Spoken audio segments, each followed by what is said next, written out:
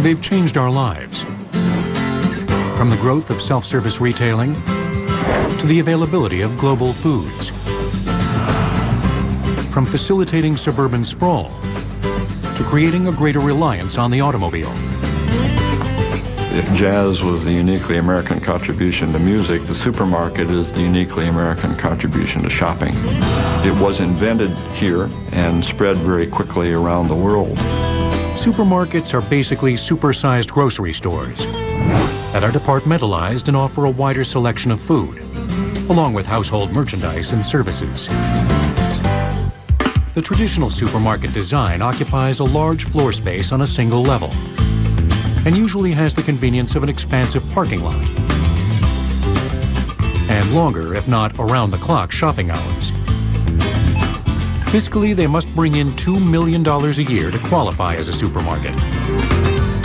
Today we have about 34,000 supermarkets. They would do $480 billion in sales. The average supermarket would be a median size of 48,000 square feet, and they would carry about 45,000 different products in that store. A supermarket is often part of a chain that owns or controls other supermarkets located in the same town or multi-state region. This increases the opportunities to offer lower prices, made possible by volume sales on the wholesale and retail levels. They've also had a big effect on food safety. They can't afford to have 1,000 stores go out of business because something wasn't clean or they didn't follow sanitary conditions. They really have one of the best food supplies in the world.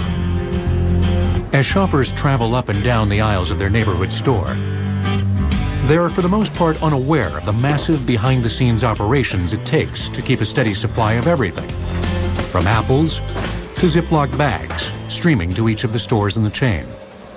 I always say that when you go into a supermarket, it is the tip of the iceberg. Safeway is one of the largest food retailers in North America. It operates over 1,700 stores in the western and mid-Atlantic regions of the United States and in Western Canada. To support its stores, Safeway has invested in extensive distribution and transportation systems. To continually resupply our stores in Canada and the United States, Safeway currently operates the 12th largest private fleet in North America, with over 1,100 tractors and 4,500 trailers. We travel approximately 85 million miles a year, deliver 475,000 truckloads of product to our retail stores every year.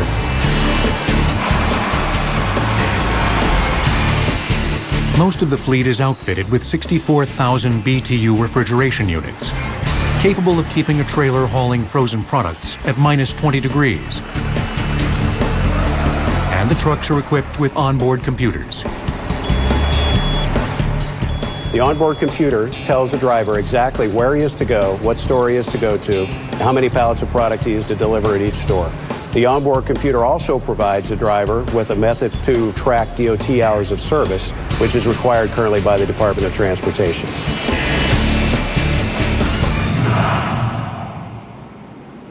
To service its truck fleet, some of Safeway's distribution centers have their own maintenance areas, fueling stations, and automated truck washes.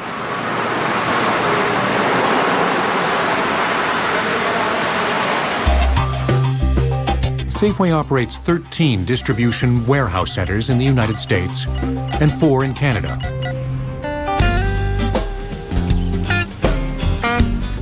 One of the company's newest centers, located in Auburn, Washington, services its stores in the northwestern United States. The sprawling 116-acre complex includes administrative offices, a recycling center,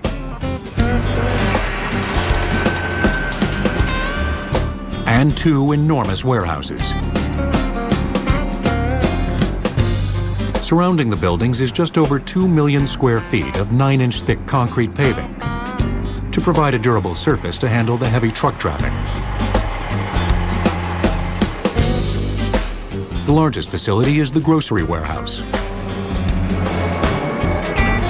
Inside are nearly 3 miles of shelving filled with product, ready for shipment. This particular building is 518,000 square feet, holds about 44,000 pallet positions, and typically will ship in the neighborhood of around 2 million pounds a day. We typically have 2 shifts that are picking products and shipping to our stores. We deliver on a 24-hour basis, 7 days a week. An army of forklifts load incoming pallets on the shelves and make sure the ground level has product available for those who are putting together the outgoing orders to be delivered to stores. 451. Those responsible for order fulfillment are called pickers. The headsets the pickers wear are part of an interactive computerized system designed to make assembling an order more accurate. 451. 25. Take 1. Cases.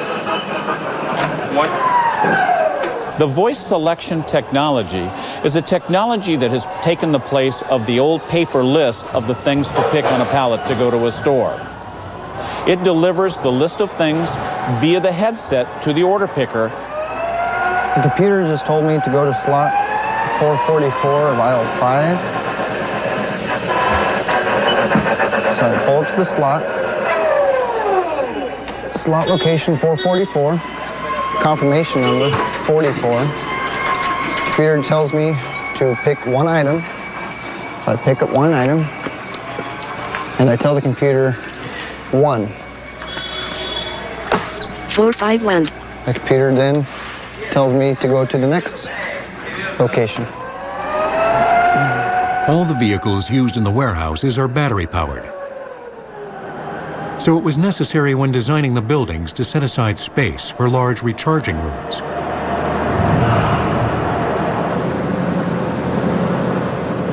The building that serves as the cold storage and perishable warehouse is one of the largest in the nation.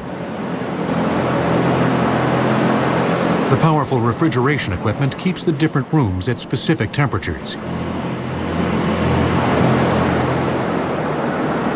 The coldest is the frozen foods warehouse that is maintained at 15 degrees below zero. Produce is kept in the low 50s. Bananas are picked and shipped green and need some special handling. So Safeway built 12 banana ripening rooms in the warehouse. Each one can hold up to 1,000 40-pound boxes of bananas. By controlling the temperature and humidity in each room, Safeway can speed up or slow down the ripening process to keep pace with consumer demand. We are essentially trapping the gases the same way you would trap the gases in a paper bag with any type of fruit and facilitate the ripening process. This technique eliminates the need for unboxing and reboxing this easily bruised fruit, resulting in significant savings of time, space, and labor costs.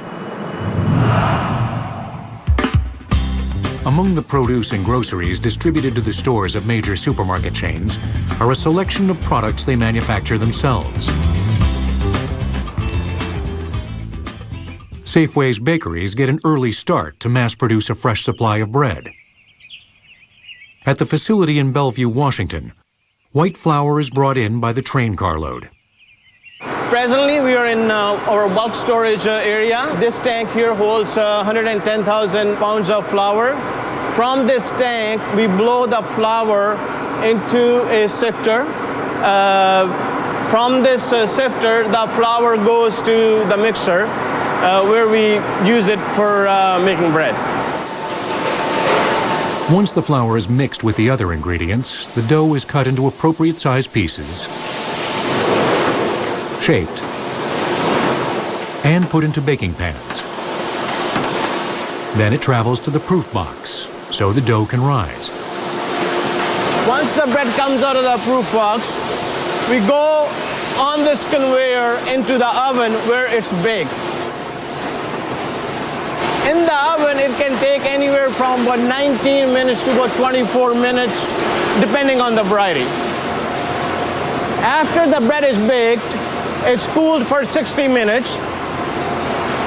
After the bread is cooled, now we are slicing it here. After the bread is sliced, We put it in a bag. Bag is opened with air. After the bread is in the bag, we unclose it, as you can see, with a little quick lock. The whole bread process takes about 3 hours, and right now we are producing about 6,000 loaves an hour, and that's the bread business. Another line of product many chains package under their own brands is dairy. At Safeway's Bellevue milk plant, truck after truck arrives filled with milk purchased from local dairy farms. You're looking at a scene where we're pumping 7,000 gallons of milk into these silos behind us. These storage silos hold upwards to 60,000 gallons. We're looking at a storage capacity of 250,000 gallons of milk for the day. Inside, the first step is to pasteurize the raw milk by raising its temperature until harmful bacteria and other unwanted organisms are killed. Then it's processed into a variety of milks, whips, and half. Since the plant outputs so many gallons of milk a year, Safeway decided to install an assembly line to blow mold plastic gallon jugs on site at a rate of over 2 million per month.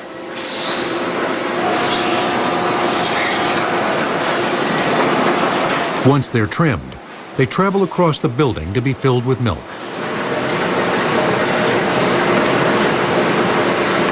Our plant has the fastest gallon filler in the country. It runs in speeds of 160 a minute. It'll fill a truckload of 4,200 gallons in 22 minutes.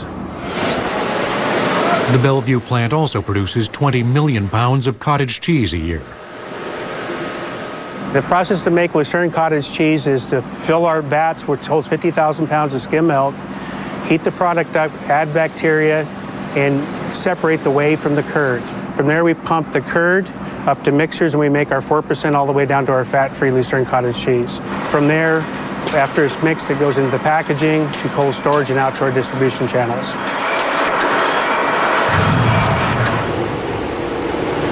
In an adjacent building is an ice cream plant. It's one of the largest in the United States.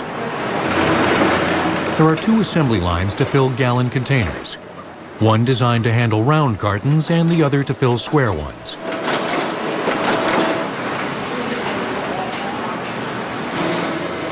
Both of the lines output 1 gallon of ice cream per second, adding up to a total of 18 million gallons per year. The facility also manufactures a variety of ice cream treats. One machine puts together ice cream sandwiches at the rate of 1,800 per hour. This assembly line produces 350 stick bars per minute. Safeway manufactures between 40 and 50 million bars per year. In addition to the items supermarket chains produce themselves and other domestic products, foods from around the world are a common part of the vast selection. Fresh produce on display in stores may have been picked on another continent. And cheeses from France are sold alongside those from a local dairy. The equipment the entire grocery industry needs to warehouse, transport, and display perishable and frozen foods accounts for about 1/3 of the total U.S. energy use for refrigeration. This gigantic enterprise had to start somewhere. And a big king and a little pig did their part to make supermarkets the nation's supreme suppliers of food. According to the Food Marketing Institute, the supermarket industry's workforce of union and non-union personnel is almost 3.5 million strong. Supermarkets may have played a vital role in the development of our modern suburban lifestyle. But providing an adequate food supply has been an essential element in the success of cultures throughout human history. We can't get along without it. We can't transport without it. Napoleon says an army moves on its belly. So this has been a key ingredient to civilization and society. Wherever major cities developed, street vendors, stores, and markets flourished to supply the urban population so far removed from the self-sufficiency of farm life. During the settlement of North America by Europeans, Trading posts were some of the first retail establishments. They made available foods that people couldn't grow or hunt themselves, including sugar and coffee, plus basic supplies like blankets.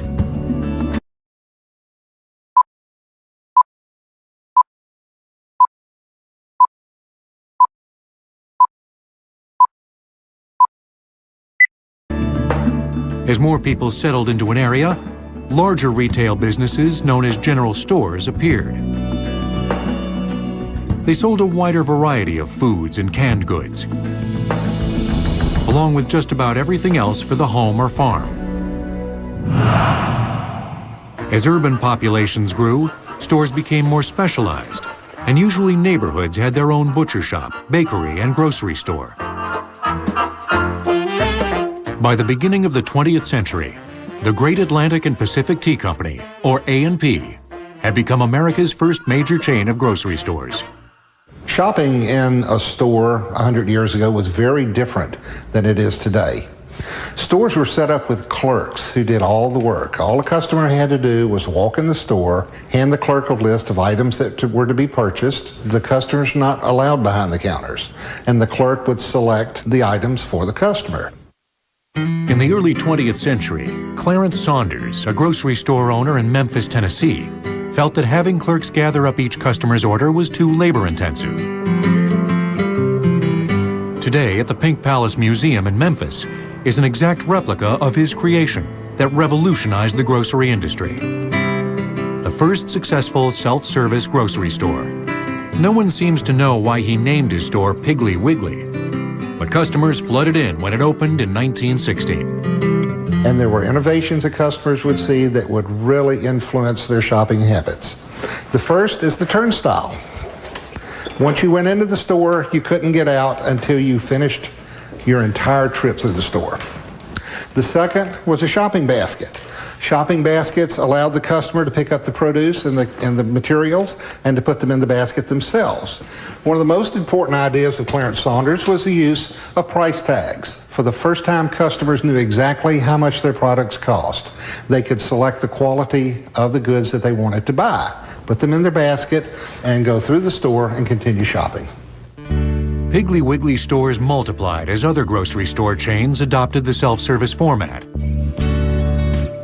But it would be more than a decade before the larger supermarket format made its debut.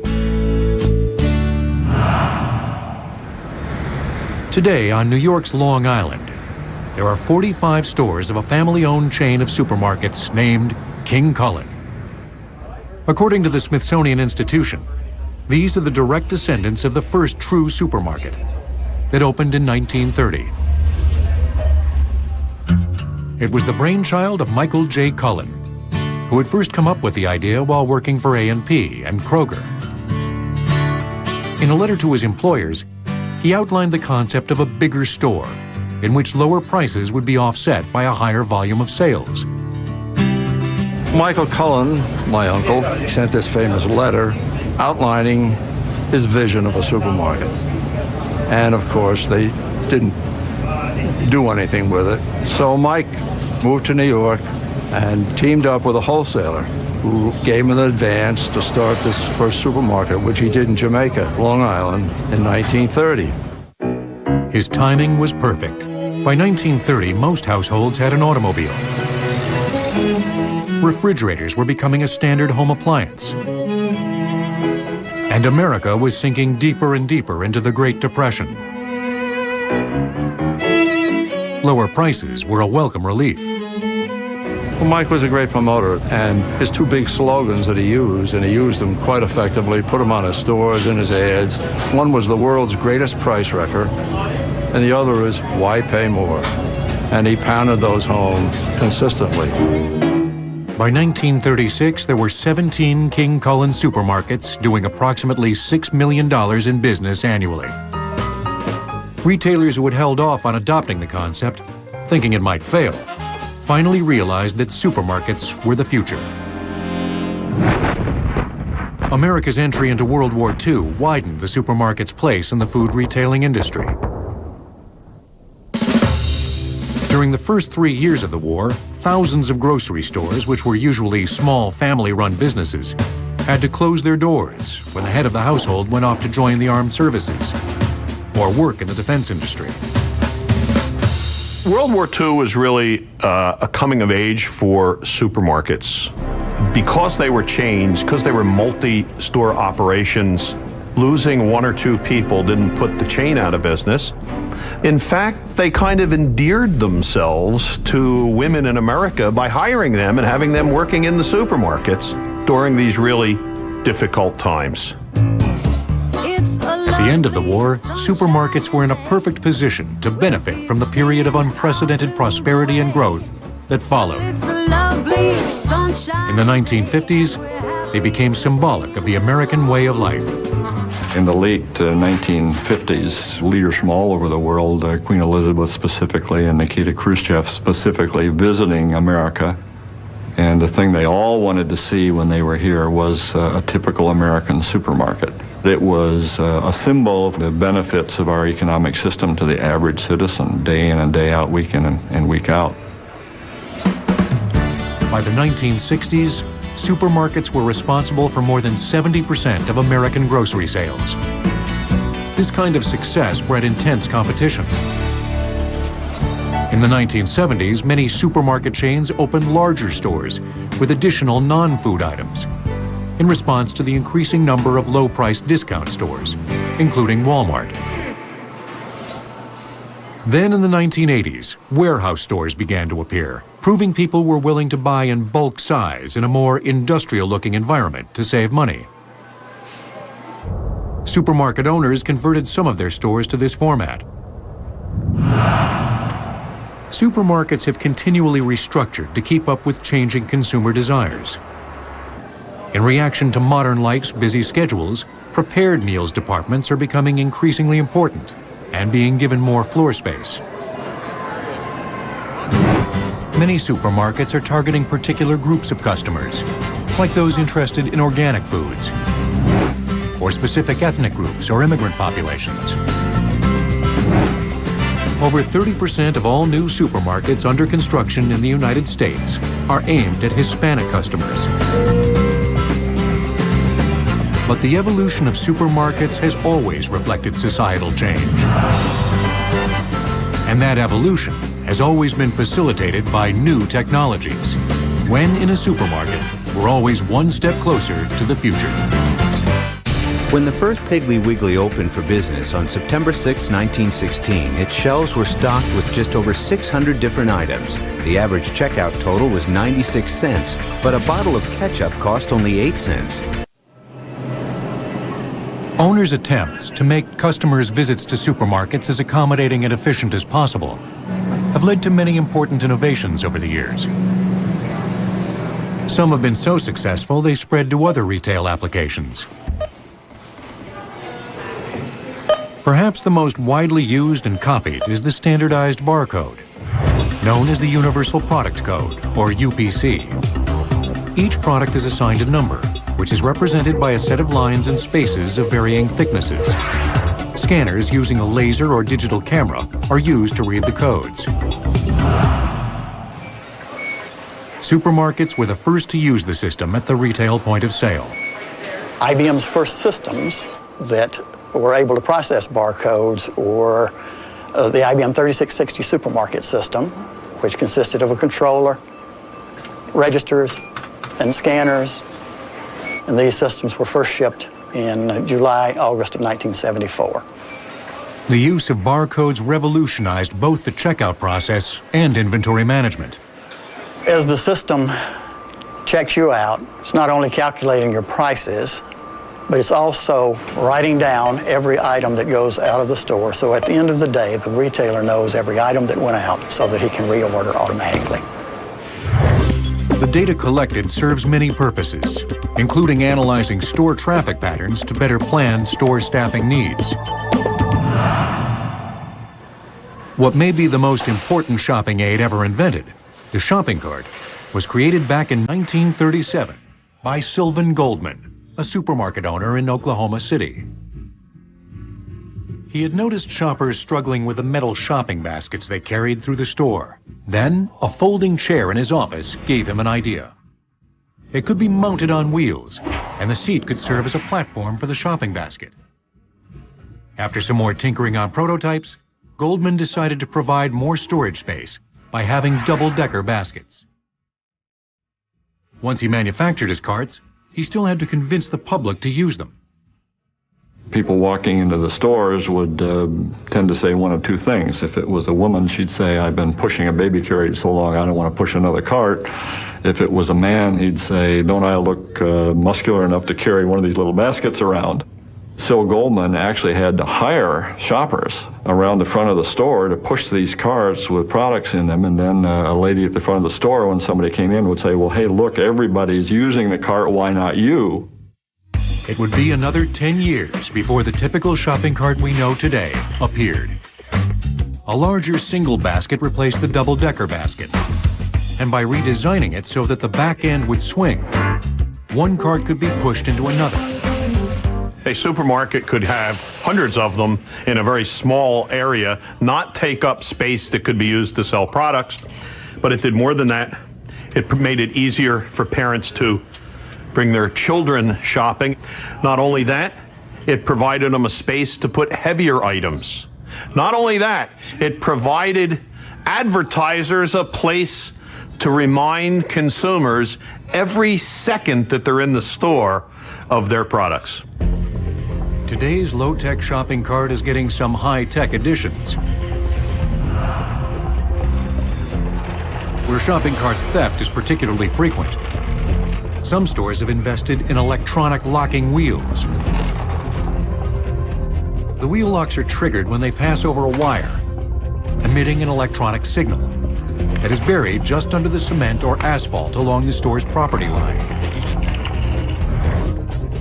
And the IBM Industry Solutions Lab in Hawthorne, New York, has been working on a wireless touchscreen computer to smarten up the carts.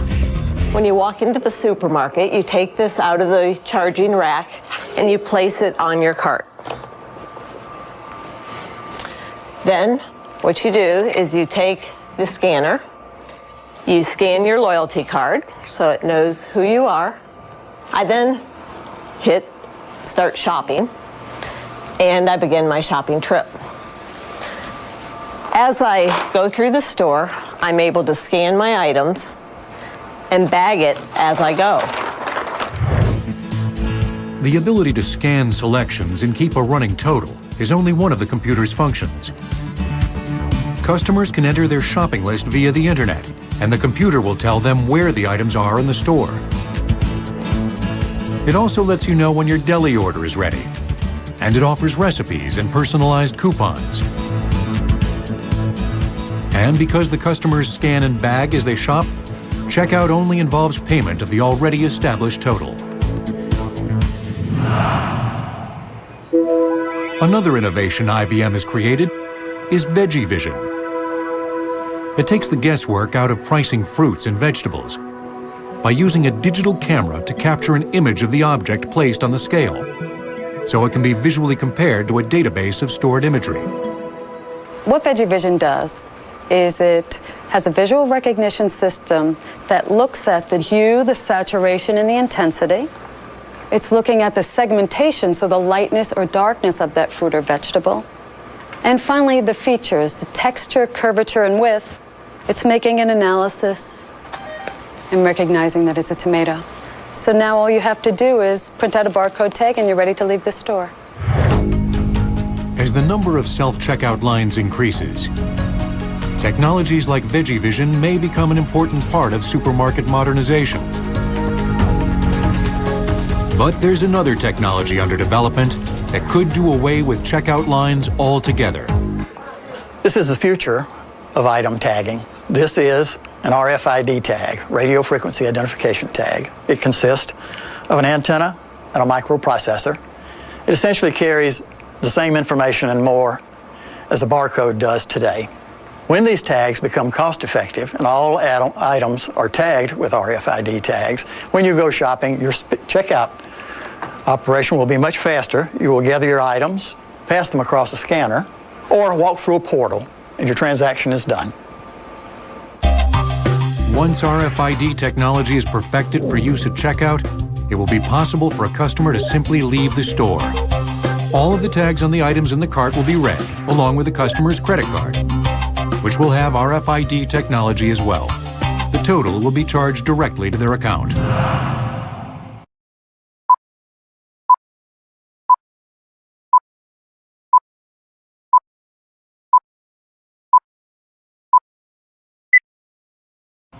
Already in place is another technology that makes it possible never to set foot in a supermarket: the Internet. New York City, with its concentrated population, was the perfect proving ground for an Internet grocery company called Fresh Direct. Here's how it works. The customer places their order online at the Fresh Direct website. When all the orders are done being placed today, we begin picking the produce and getting all of the other items that our customers have ordered organized in boxes in our 300,000 square foot facility. There are miles of conveyor belt, and at the end of the process, there is 130 refrigerated trucks that deliver the product into the city and into the suburbs. Supermarkets have always relied on technological innovations.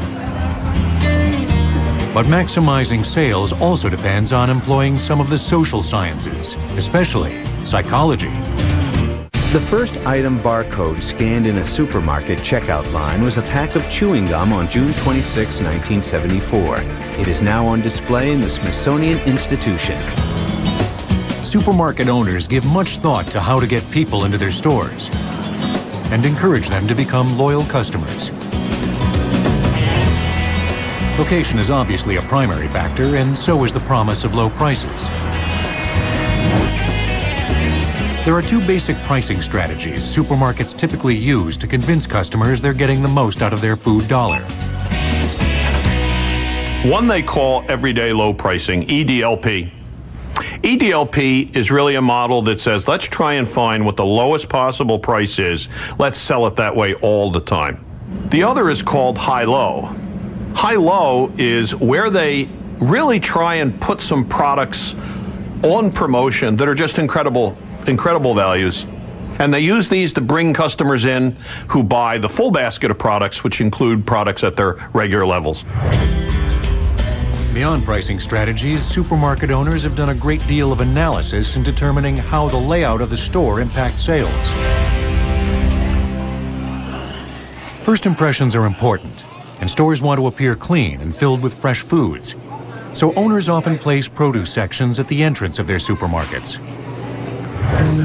Many stores have installed tungsten rather than fluorescent lights over the produce department because it helps make the fruits and vegetables look brighter and more colorful. Almost all supermarkets place the frozen foods in the aisles nearest the checkout to minimize thawing. But there are several reasons why most supermarkets have the perishables around the perimeter and the dry goods and household items on the shelves in the center of the store. Refrigerated cases need to be where they can get to the equipment that runs those cases, the dairy case or the frozen cases or the meat cutting room. So part of it's practical. But this arrangement is also how shoppers prefer it. In 1964, Department of Agriculture studies found that if the perishable items were placed in the center aisles instead of around the periphery of a store, there was a decline in the number of items purchased. One reason why commonly purchased products like milk are placed in the back of the store has to do with marketing strategies to maximize sales. The idea that a supermarket would have in strategically thinking about what its layout is to make sure that the consumer sees as much of the product as possible. And so there's a couple things that you would want to put far away from the door. And milk is usually the example given. There are many marketing strategies that dictate exactly where products are placed on store shelves. There have been a lot of studies done on shelf placement, and it is obvious that eye level, at female eye level, I think is about 54 inches or something like that, and male eye level is a little higher, is the premium place. So vertical placement on the shelf makes a huge difference. And and marketers who are marketing to children, because children can be very influential decision makers in the supermarket, will tend to put items that might appeal to children, sugared cereals, candy, at the kind of level that a kid might see.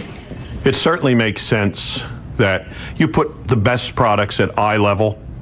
The most famous brands want to be at eye level, but there's a better spot. The better spot is right at the end of the aisle. In the industry, we call them end caps. As they say, pile it high and watch it fly. One of the things that they know is that you're going to spend some time at the checkout counter and looking at items, to entertain yourself while you're sitting there waiting.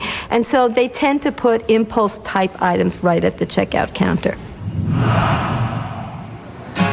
Supermarkets also pay a great deal of attention to atmospherics, the things that affect customers' visual, auditory, and even olfactory sensations.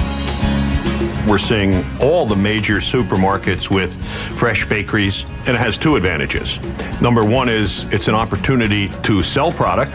Number two, it's an opportunity to send that bakery aroma throughout the store. And so when people walk in saying, I'm not that hungry, they get in the front door and they say, I am hungry, which translates into, what can I buy now?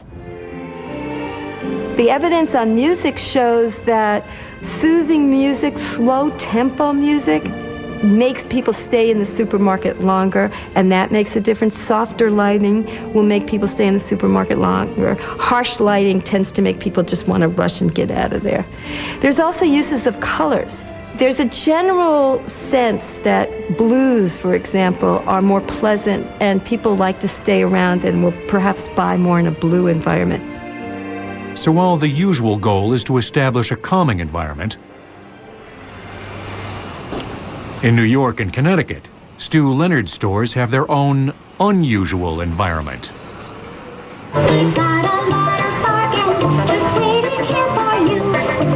The audio animatronics, costumed characters, and general ambience of a county fair have made these stores a favorite family destination. The mix of good food and theme park-style fun is paying off. There are only 3 Stu Leonard stores so far, but with revenues hitting $300 million a year, expansion is in the works. Standing out from other stores has become very important in this highly competitive business. And there is one chain that has become hugely successful by standing out because of the unique foods it carries, natural and organic. Over 3/4 of Americans use coupons to save about $3 billion annually.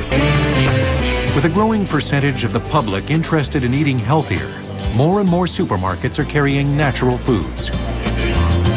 But one large and successful chain has built its reputation on it: Whole Foods. You'll even find a store in the pricey real estate of Manhattan's Columbus Circle. Whole Foods, now a Fortune 500 company, has worked hard to transform a trip to the supermarket into a favorite destination. While offering food and other products its customers feel good about purchasing. When you walk through the door, it is like a filter, that nothing in our store has artificial colors, flavors, and preservatives.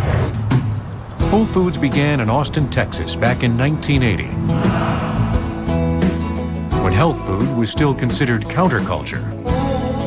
The history of Whole Foods Market, interestingly enough, was the merging of 3 small hippie health food stores into one big hippie supermarket owned by John Mackey, Craig Weller, and Mark Skiles. John's vision from that day and why he was in the business really still permeates the company today. As CEO, he's mission-driven like he was in the very first store. Just a few blocks from where the original Whole Foods Market opened more than a quarter century ago are the company's corporate headquarters. At the base of the office building is the chain's biggest store. 80,000 square feet of specially selected foods, presented in an upbeat, state-of-the-art shopping environment. Their proactive approach to marketing often begins even before entering the store. I'm roasting Hatch chilies from Hatch, New Mexico. And the smell of these roasting peppers is going to waft in through the store, down that escalator, through the parking lot. And people are going to come across here and say, what is that smell? That opens the door for me to offer them opportunities to taste new things that they never had before. Thank you. And of course, we do a lot of tasting in the store. Whole Foods has staked its reputation on their commitment to quality natural products. While the higher costs have led to the nickname Whole Paycheck, the company feels their customer loyalty is built on the philosophy behind their motto: Whole Foods, Whole People, Whole Planet. Organic is simply a sustainable farming method that leaves the land as it was. It doesn't take away from the land that it was grown in, and because of that, the land will be vital for the next 20, 50, 100 years and beyond. Whole Foods believes that being concerned about the food supply doesn't have to result in a dreary diet.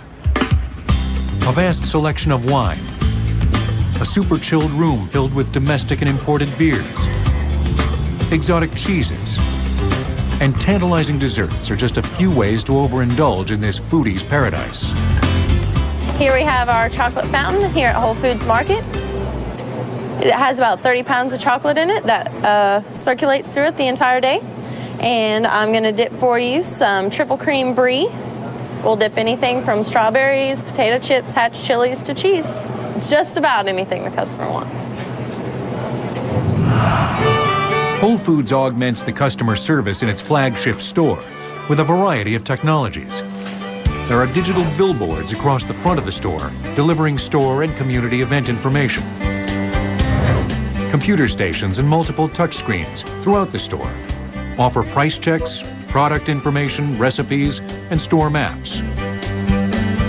All of these, along with the refrigeration and lighting, gobble up power. But Whole Foods has found a way to maintain its eco-friendly values. We buy energy-efficient lighting for the most part, and we have controls on our lighting system that bring our lights up and down at this store, depending on the sunlight that's outside, to help control energy costs in the store. And also, Whole Foods Market is the #1 purchaser of wind energy in the country, corporate purchaser of wind energy. So we're very proud of that. Whole Foods, like other supermarket chains, has risked billions betting on the right formula in this highly competitive business. But oddly, customers have also been rediscovering the simplest and oldest style of shopping for food: the street market.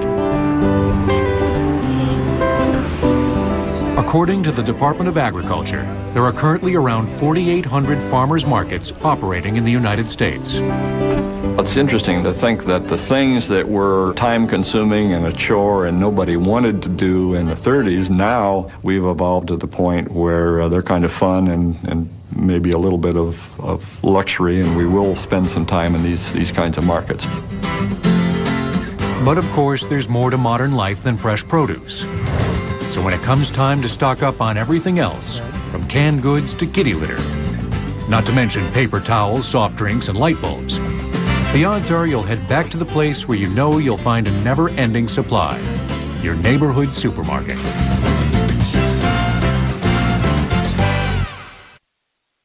In the middle of the ocean, 102 cold, wet, and hungry souls cling to life. They share one dim hope: that they complete their journey to an unknown land called America. Desperate Crossing, the untold story of the Mayflower. Sunday night at 8 p.m., as only the History Channel can bring you.